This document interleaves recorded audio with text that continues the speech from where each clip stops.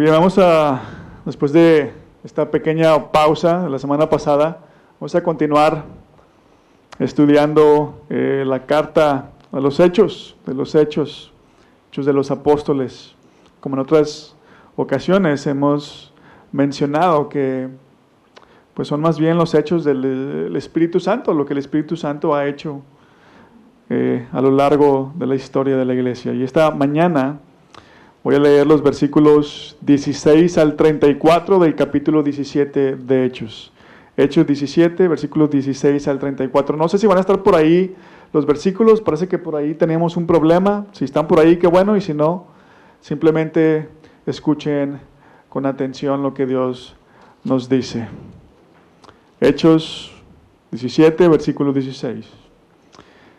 Mientras Pablo los esperaba en Atenas, le dolió en el alma ver que la ciudad estaba llena de ídolos. Así que discutía en la sinagoga con los judíos y con los griegos que adoraban a Dios. Y a diario hablaba en la plaza con los que se encontraban por allí. Algunos filósofos epicúreos y estoicos entablaron conversación con él. Unos decían, ¿qué querrá decir este charlatán? Otros comentaban, parece que es predicador de dioses extranjeros. Decían esto porque Pablo les anunciaba las buenas nuevas de Jesús y de la resurrección. Entonces se lo llevaron a una reunión del Areópago. ¿Se puede saber qué nueva enseñanza es esta que usted presenta?, le preguntaron. Porque nos viene usted con ideas que nos suenan extrañas y queremos saber qué significan. Es que todos los atenienses, los extranjeros que vivían allí, se pasaban el tiempo sin hacer otra cosa más que escuchar y comentar las últimas novedades. Pablo se puso en medio del Areópago y tomó la palabra. Ciudadanos atenienses, observo que ustedes son sumamente religiosos en todo lo que hacen. Al pasar y fijarme en sus lugares sagrados, encontré incluso un altar con esta inscripción: a un Dios desconocido. Pues bien, eso que ustedes adoran como algo desconocido es lo que yo les anuncio. El Dios que hizo el mundo y todo lo que hay en él es Señor del cielo y de la tierra. No vive en templos construidos por hombres, ni se deja servir por manos humanas, como si necesitara de algo. Por el contrario, Él es quien da a todos la vida, el aliento y todas las cosas. De un solo hombre hizo todas las naciones para que habitaran toda la tierra y determinó los períodos de su historia y las fronteras de sus territorios. Esto lo hizo Dios para que todos lo busquen y, aunque sea a tientas, lo encuentren. En verdad, Él no está lejos de ninguno de nosotros, puesto que en Él vivimos, nos movemos y existimos, como algunos de sus propios poetas griegos han dicho. De Él somos descendientes. Por tanto, siendo descendientes de Dios, no debemos pensar que la divinidad sea como el oro, la plata o la piedra, escultura hecha como resultado del ingenio y de la destreza del ser humano. Pues bien, Dios pasó por alto aquellos tiempos de tal ignorancia, pero ahora manda a todos, en todas partes, que se arrepientan. Él ha fijado un día en que juzgará al mundo con justicia, por medio del hombre que ha designado. De ello ha dado pruebas a todos al levantarlo de entre los muertos. Cuando oyeron de la resurrección, unos se burlaron, pero otros le dijeron, queremos que usted nos hable en otra ocasión sobre este tema. En ese momento Pablo salió de la reunión. Algunas personas se unieron a Pablo y creyeron. Entre ellos estaba Dionisio, miembro del Areópago, y también una mujer llamada Dámaris, y otros más. Vamos a orar a nuestro Dios y Padre. Te pedimos que nos des ojos para verte aquí en esta porción de tu palabra, oídos atentos para escuchar tu voz hablándonos y un corazón humilde y sencillo para aceptar la enseñanza que tienes para nosotros. Te lo pedimos en el nombre de Jesús. Amén. A lo largo de esta serie de hechos, hemos venido hablando de cómo nació la iglesia, cómo creció la iglesia. Hemos hablado de cuál fue el mensaje de la iglesia para el mundo. Y la pregunta hasta cierto punto que no hemos respondido de manera directa es si ese mensaje que la iglesia predicó sigue siendo relevante para el mundo moderno. Y digo que no hemos respondido esa pregunta de manera directa porque creo que se da a entender, si estamos estudiando la Biblia, algo tiene que enseñarnos hoy, ¿no? Pero no hemos respondido la pregunta directamente. ¿Es el mensaje que la iglesia predicó en los primeros siglos relevante para ti y para mí en el mundo moderno? ¿Puede un mensaje tan antiguo enseñarnos algo a ti y a mí en un mundo tan diferente? Y escuchen, la respuesta corta y directa es que sí. Este mismo mensaje que la iglesia llevó al mundo antiguo es relevante para ti y para mí hoy en el siglo XXI. ¿Cómo podemos estar seguros de ellos? Bueno, ¿de qué se trata el mensaje? De eso se trata este mensaje de esta mañana, ¿no? De cómo el mensaje del Evangelio sigue siendo relevante para nosotros. ¿Por qué? Bueno, de entrada, fíjense, puedo adelantarles lo siguiente. Este mismo mensaje de la iglesia sigue siendo relevante porque las personas en el mundo no hemos cambiado tanto como creemos. Seguimos siendo más o menos las mismas personas que en el primer siglo. En la historia vemos a Pablo llegar a Atenas, una ciudad griega, donde hay todo tipo de personas que tienen todo tipo de creencias. De hecho, el inicio del pasaje, si recuerdan, nos dice que la ciudad estaba llena de ídolos. La sociedad de Atenas era una sociedad pluralista. Es decir, creían en muchas religiones, en muchos dioses. Y aquí en esta historia nos encontramos a probablemente los primeros agnósticos en la historia. ¿Qué es una persona agnóstica? Alguien que dice que probablemente sí existe Dios, pero que no podemos estar seguros y que no podemos conocer a este Dios. Nos encontramos a personas que tienen muchas maneras de ver el mundo y el mundo espiritual. Y si nos ponemos a pensar tantito, esa es la forma en la que vivimos hoy. ¿Qué decimos? Que cada cabeza es un mundo, ¿no? Hay personas que creen que hay muchas formas, muchas maneras de llegar a Dios. Hay personas que dicen que es imposible saber si hay un Dios, o si lo hay, conocer a Dios. Ese es básicamente el pluralismo. Vivimos igual que la sociedad en Atenas, en Grecia, en aquel momento. Pero en un sentido no hemos cambiado tanto como creemos. Y si no hemos cambiado tanto como creemos, entonces el mensaje es más relevante de lo que pensamos, de lo que mucha gente piensa. Y si el mensaje es más relevante de lo que pensamos, entonces necesitamos prestar atención a este mensaje. Ahora, muy bien, si no hemos cambiado tanto, ¿en qué cosas no hemos cambiado? ¿Qué cosas sí han cambiado?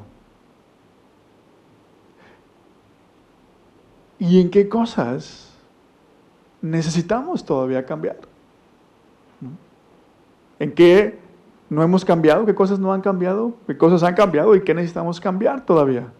Estas tres preguntas nos van a ayudar a pensar por qué el mensaje de la iglesia todavía sigue siendo relevante hoy en día. Y otra forma de pensar en estas tres preguntas es hablando de las similitudes, las diferencias y la necesidad del ser humano a lo largo de la historia.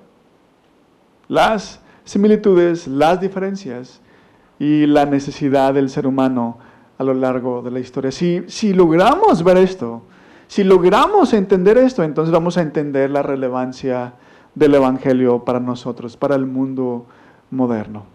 Vean, pensando en estas tres ideas, las similitudes, las diferencias y la necesidad del ser humano, quiero que comencemos primero con las similitudes, que prestemos atención a las similitudes. Ya hice un comentario al respecto en la introducción, ¿no? Atenas era una ciudad pluralista, creían en muchas cosas, que muchas cosas pueden mejorar la vida del ser humano.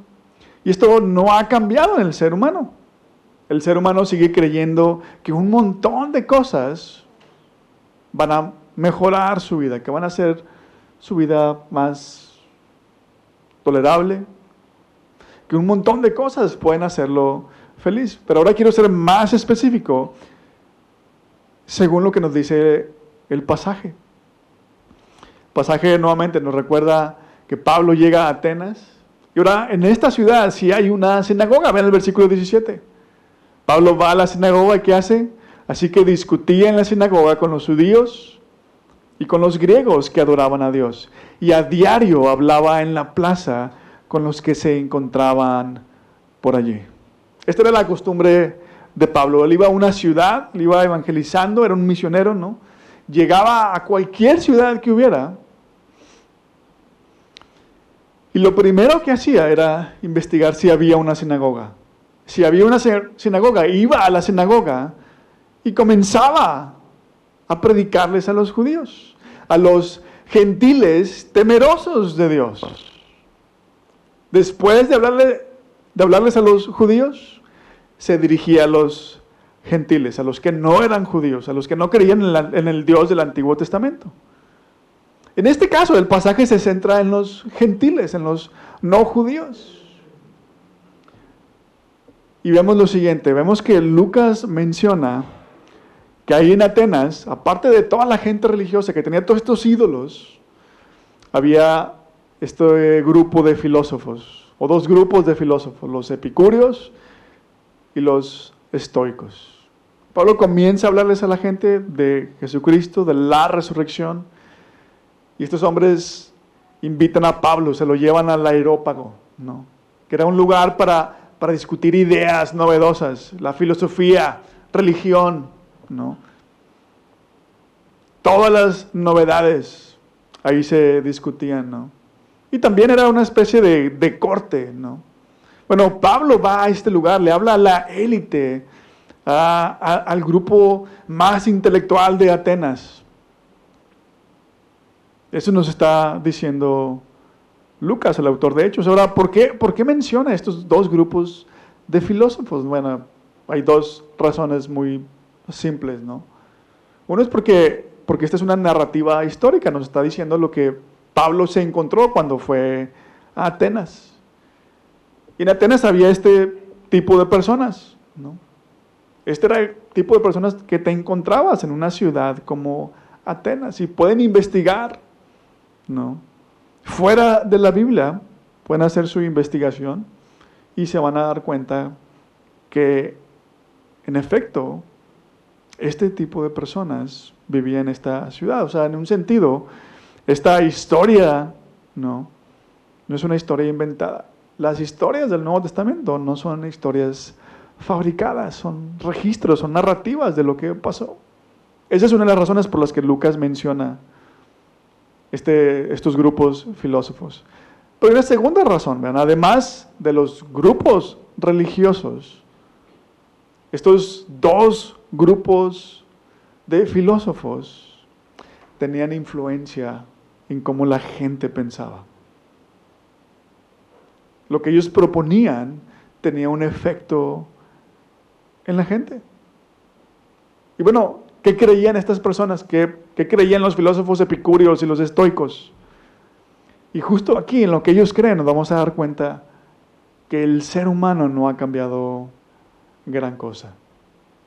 Los epicúreos, estos filósofos, pensaban que los dioses probablemente sí existían, pero no estaban involucrados en la vida humana. Tenían mejores cosas que hacer que estar pendiente del mundo material. Estos filósofos también pensaban, creían que no hay vida después de la muerte. Pero esto es interesante porque esto es algo contracultural para aquel tiempo. En aquel tiempo casi todo el mundo pensaba que hay algo después de la muerte. Bueno, los epicúreos no pensaban eso. Pensaban que se acaba esta vida y se acabó todo. Ya no hay nada más. Por eso lo mejor que puedes hacer es disfrutar la vida. El mejor tipo de vida que puedes llevar es evitando el dolor a toda costa, vivir para el placer. No hay otro propósito en el mundo, decían ellos, más que ser feliz, más que gozar de la vida. Por otro lado están estos otros filósofos, los estoicos. Y a diferencia de los epicúreos, ellos creían que sí hay un principio detrás de todas las cosas en el mundo. Un principio racional, decían ellos, que explica, que conecta todas las cosas en el mundo. Los griegos le llamaban a este principio el logos. Y todas las cosas están dirigidas, están gobernadas por el logos. Y todo ser humano tiene como un granito de este logos, tiene algo del logos. Por eso Pablo luego menciona, así como dicen sus propios filósofos, que en él nos vivimos y existimos y nos movemos, ¿no? Esto es lo que piensan los estoicos. Además de esto, ellos pensaban que el ser humano alcanza su máximo potencial, no evitando el dolor, no solamente buscando el placer, sino que el ser humano alcanza su máximo potencial cuando simplemente acepta el curso de los eventos ordenados por el logos. ¿Te pasó algo malo? ¿Te pasó una tragedia? No importa que sea la peor de las tragedias. Si el ser humano aprende a aceptarlo, bueno, pues ni modo, así quería el logos que pasara. Si el ser humano aprende a aceptar eso, dicen los estoicos, entonces va a ser feliz. ¿Te va a pasar algo malo? Sin ningún propósito. Nada más acéptalo y ya. Si lo aceptas, si aprendes a aceptarlo, entonces vas a ser feliz, decían ellos. Ahora, vamos a detenernos un momento y vamos a pensar en estas ideas. ¿Qué les parecen estas ideas? Creer que existe un ser superior, probablemente sí existe, pero no podemos conocerlo. Aún sí existe. Muchas personas piensan de esta manera, ¿no? Probablemente sí hay un Dios, no sé. Pero aún si existe Dios, yo creo que no podemos conocerlo, ¿no? Hay personas que creen que existe un Dios que hizo todas las cosas, pero es como un relojero que nada más le dio cuerda al reloj y ahí lo dejó y él se fue. No está involucrado en la creación, no está involucrado en el universo. Simplemente echó a andar las cosas. Pero estamos ya pensando en el mundo moderno. No sé cuántas veces he escuchado a personas decir que la vida no tiene propósito, que el propósito de tu vida es el que tú le des. Y dice la gente, haz que tu vida cuente porque no hay otra. Se acaba la vida y se acaba todo. No hay nada después de la muerte. ¿Quién pensaba así? Los epicúreos pensaban así. Por otro lado, también he escuchado decir a personas que todo tiene un propósito en la vida, que las cosas pasan por algo. Este se parece un poquito más a los estoicos, ¿no? Pues te pasó algo, pues ni modo, así estaba en el destino, ¿no? Que te pasara. Pero se dan cuenta, estas ideas no son tan originales del siglo XXI. No somos tan avanzados como pensamos. Y todavía hay más, ¿saben? Pablo está recorriendo Atenas y él ve algo interesante. Escuchen el versículo 23. Al pasar y fijarme en sus lugares sagrados, encontré incluso un altar con esta inscripción: a un Dios desconocido. Los griegos adoraban incluso hasta lo que no conocían. O sea, por si se les escapaba un Dios, vamos a hacer un Dios, un altar para el Dios desconocido, ¿no? Para estar seguros. Si uno no funciona, tal vez este sí funciona, ¿no? Tienen un respaldo. Y eso también lo vemos hoy en día, ¿no? ¿Cuántas personas hay que creen en Dios, pero llevan un amuleto por si acaso? La patita del conejo de la buena suerte, ¿no? Un limón en la bolsa. Sí creo en Dios, pero pues no está de más, ¿no? Hay quienes creen en Dios, pero van y consultan los astros, la numerología, los ángeles. Creemos en Dios, pero ahora se está poniendo de moda, ya tiene algunos años, ¿no? De estos animales de compañía, ¿no? Que nos ayudan con la ansiedad. Ahora eso es lo que sucede, ¿no? Tú tienes un animal y te ayuda a controlar tu ansiedad, ¿no? Pero en primer lugar, ¿por qué llegamos a estar ansiosos y deprimidos? No, sí, Dios, pero también necesito algo que me ayude con esto, ¿no? ¿Se dan cuenta cómo recurrimos a muchas cosas, además de a Dios, para ser felices, para estar bien en la vida? Por esa razón, el mensaje de la iglesia, el evangelio sigue siendo relevante. No hemos cambiado tanto como creemos. Pero bueno, si no hemos cambiado tanto como creemos, ¿en qué sí hemos cambiado? Vamos a hablar de ello por un momento. ¿Cuáles son las diferencias? ¿En qué sí hemos cambiado?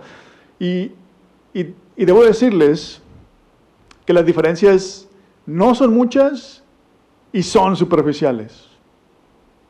Acabamos de ver cómo seguimos siendo los mismos de hace 2 milenios por lo menos. Muchas personas siguen pensando como estos filósofos, como la gente religiosa de aquel tiempo. Sin embargo, aún los que piensan diferente no son tan diferentes en realidad. ¿Qué es lo diferente? ¿Qué es lo diferente entonces? Lo diferente simplemente es el objeto de su fe. ¿Dónde ponen su confianza? El versículo 29 nos recuerda que la gente tenía objetos de oro, de plata, de piedra, de madera para adorarlos, que los adoraba porque pensaban que ahí estaban los dioses, ¿no? Muchas personas en el siglo XXI mencionan siempre la ciencia, la tecnología, los avances tecnológicos, ¿no? Y los avances tecnológicos, los descubrimientos científicos, muchos científicos ateos, hacen ver todo este tipo de creencias como ridículas. No, pero ahora sabemos, ¿no?, que no existían este tipo de milagros. Mira, sucedía con esta reacción química, ¿no? Pero saben, la tecnología y la ciencia ni siquiera son necesarios para pensar así. Vean lo que dice Pablo en el versículo 29. No debemos pensar que la divinidad sea como el oro, la plata o la piedra, escultura hecha como resultado del ingenio y de la destreza del ser humano. Pablo no tenía el conocimiento científico que hoy tenemos. Y él sabía que esos objetos no tienen ningún poder, que no hay nada especial en ellos. Los filósofos epicúreos, sin ser religiosos, ellos sabían que esos objetos, esas imágenes, no tenían ningún poder. Claro, Pablo y ellos tienen razones diferentes para creer lo mismo. Los epicúreos no creían que los dioses estuvieran involucrados en el mundo. Por eso para ellos era una tontería tener imágenes, adorar imágenes. Pablo cree lo mismo por una razón diferente. por lo que dice el Antiguo Testamento, por lo que dice Dios en su palabra, en los 10 mandamientos. No te harás imagen a semejanza de nada, ni el hombre, ni los animales, ni los astros, de nada. Pero esta sí es una diferencia. Muchos piensan que la respuesta a los problemas del hombre, del ser humano, está en la ciencia, que la ciencia va a explicar todo algún día. Pero hay algo que quienes confían en los avances tecnológicos en la ciencia pasan por alto. Aun cuando las personas no adoren figuras hechas por el hombre,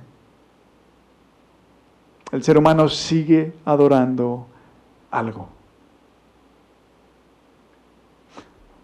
La gente en la antigüedad adoraba figuras, hacía sacrificios a los dioses. ¿Para qué?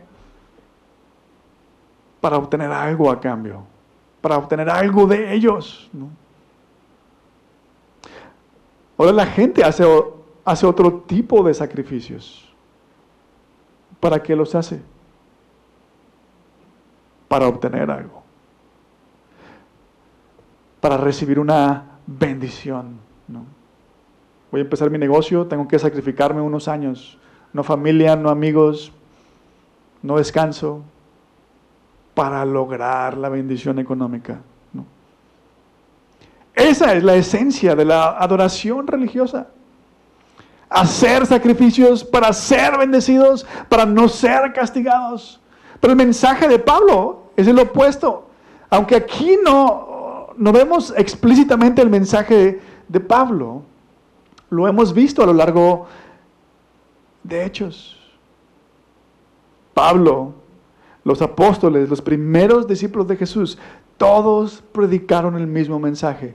Predicaron a Jesucristo. Y el mensaje de Jesucristo es el siguiente: que todos merecemos lo peor, que todos merecemos ser condenados por nuestra conducta, porque hemos ignorado a Dios, por buscar nuestra felicidad fuera de Él. Pero no por buscar nuestra felicidad, sino por buscarla fuera de Él. Porque Él es nuestro creador, porque Él nos da todo lo que tenemos. Él nos dio los dones, las habilidades, los talentos que tenemos, con los cuales hemos conseguido lo que tenemos, pero lo hemos ignorado. Pero vean lo que dice Pablo, versículo 30. Dios pasó por alto aquellos tiempos de ignorancia, pero ahora manda a todos en todas partes que se arrepientan. A pesar de que hemos ignorado a Dios, Dios muestra gracia y paciencia para con nosotros. Y la razón no es porque somos buenos, la razón por la que somos bendecidos y perdonados es por su gracia, no por nuestros sacrificios, porque le echamos ganas, ¿no? Si lo pensamos, si somos observadores, las diferencias de aquel hombre, aquellos seres humanos en los primeros siglos, ¿no?, después de Cristo, y nosotros, son superficiales. Esta es la gran diferencia. La gran diferencia es que lo que antes la gente esperaba recibir de Dios, ahora lo espera recibir de las cosas creadas. El problema es que estas cosas no tienen el poder para satisfacer al ser humano. No fueron creadas para ello. Ese no es su propósito. Y el ser humano, en su afán por conseguirlas, se destruye a sí mismo y destruye a la creación de Dios. De hecho, precisamente por esto último es que el ser humano necesita escuchar el mismo mensaje que la iglesia predicó hace 2000 años. Necesita el evangelio. Entonces quiero hablarles de la necesidad del ser humano. Podríamos preguntar, alguien podría decir, ¿y qué de malo hay en que el ser humano crea en otras cosas para su felicidad? Que crea en algo más, aparte de Dios, para ser feliz. ¿Qué tiene de malo? ¿No? Es más, ¿no sería ¿no sería mejor el mundo si todos aceptáramos la forma de pensar de todos? ¿No sería ese el mundo el que cantó John Lennon, Imagine? Imagínate un mundo sin religión. ¿No sería mejor el mundo si todos aceptamos la forma de pensar de todos?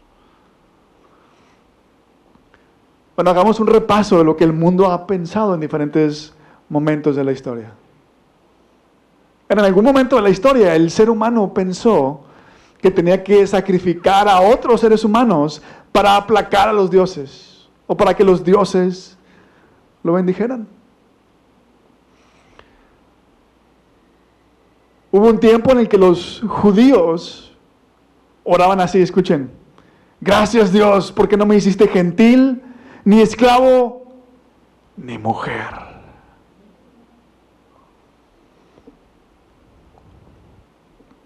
Para el tiempo del Nuevo Testamento, si los romanos, los griegos tenían una bebé, una mujer, la abandonaban en un callejón, en un basurero. Bueno, pero es que esos eran tiempos de mucha ignorancia, ¿no? Dirán algunos. Bueno, entonces vayamos a otra época, ¿no? ¿Qué ha pensado el hombre en otras épocas? ¿Qué me dicen de hombres como Hitler, que pensaron que había una raza superior de ser humano y que intentaron exterminar a otros seres humanos? Ya estamos hablando del mundo moderno, los 1940s. No, bueno, pero este hombre y otros como él estaban locos. ¿Escucharon la noticia esta semana en una universidad privada? ¿A dónde voy con todo esto? Es claro que no podemos aceptar la forma de pensar de todos. Claro, estos casos son extremos, pero hay cosas más sutiles que también destruyen al ser humano. Vean, nuevamente, antes las personas sacrificaban animales para conseguir una bendición para su familia, pero ahora las personas sacrifican a sus familias por sus carreras, por su independencia. Nadie me dice cómo vivir mi vida, por su libertad, por las cosas materiales. ¿Por qué? Porque estas mismas personas esperan que sus carreras, que su independencia, que su libertad, que las cosas materiales los hagan felices. Dijimos que esa es la esencia de la adoración religiosa. La gente tiene una noción de lo divino, una noción acerca de Dios, pero porque no conoce al verdadero Dios, no lo adora o lo hace equivocadamente. Y Pablo nos dice aquí que el Dios de la Biblia es el Dios que hizo todas las cosas. Que Dios, versículos 24 y 25, no vive en templos construidos por hombres, ni se deja servir por manos humanas como si necesitara de algo. Dios no nos necesita, dice Pablo. Y continúa y dice que Dios, el Dios de la Biblia, es quien nos da a todos la vida, el aliento y todas las cosas. Ahora piensen en esto, este Dios que hizo todas las cosas, nos ha dado todo a todos. Aún cuando no lo hemos adorado o no lo hemos adorado correctamente. Y Pablo no está diciendo que podemos seguir viviendo igual. En el versículo 30 nuevamente, Pablo dice: Dios pasó por alto aquellos tiempos de tal ignorancia, pero ahora manda a todos, en todas partes, que se arrepientan. ¿De qué necesitamos arrepentirnos? De no adorar a Dios. De no adorarlo correctamente. ¿Por qué? Porque lo ofendemos a Él y porque eso destruye al mundo que Él creó. ¿Qué castigo le darías a alguien que está destruyendo todo lo que tú has construido? ¿Qué castigo te darías a ti mismo si te das cuenta que tú eres el responsable, que tú mismo estás destruyendo todo lo que construiste? Vean, hay personas que dicen que no se pueden perdonar a sí mismas. Es que yo hice esto, no me puedo perdonar a mí. ¿Qué castigo te darías? Pero vean lo que hace Dios. En lugar de pedir sacrificios, en lugar de demandar sacrificios, Dios hace el sacrificio. En lugar de acabar con nosotros, Él se pone en nuestro lugar y recibe el castigo que nosotros merecemos. Por eso Jesús va a juzgar el mundo un día. Al final del pasaje, Pablo no menciona a Jesús por nombre, pero dice que Dios va a juzgar el mundo por medio del hombre que Él ha designado para ello. Y dice que ese hombre es el hombre a quien Dios ha resucitado. ¿Y a quién ha resucitado Dios? A su propio Hijo Jesús. Ok, bueno, ¿y cómo eso nos ayuda a cambiar? Véanlo así. Creer en Jesús, creer que Jesús murió por nosotros, que Él murió en nuestro lugar, es creer que Dios nos ha dado lo más precioso, lo más preciado para Él, a su propio Hijo. Los que son padres, piénsenlo, ¿no?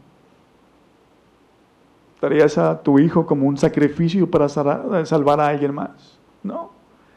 Y esto es lo que Dios hizo. Nos dio a su propio Hijo. Y la idea es esta: si Dios nos ha dado a su propio Hijo para salvarnos, ¿cómo no habrá de darnos, junto con Jesús, todo lo que necesitamos? No tengo que sacrificar a mi familia. No tengo que sacrificar a mis amigos. No tengo que sacrificar mi salud ni mi descanso para encontrar el bienestar. Dios me lo está dando en su Hijo y Dios me va a dar todo lo que necesito. Creer que Jesús murió en nuestro lugar es creer que la sabiduría de Dios es más grande que la mía. Bien, a través del sacrificio de Jesús, Dios lidió con mi pecado sin destruirme. Dios quitó mi pecado sin destruirme.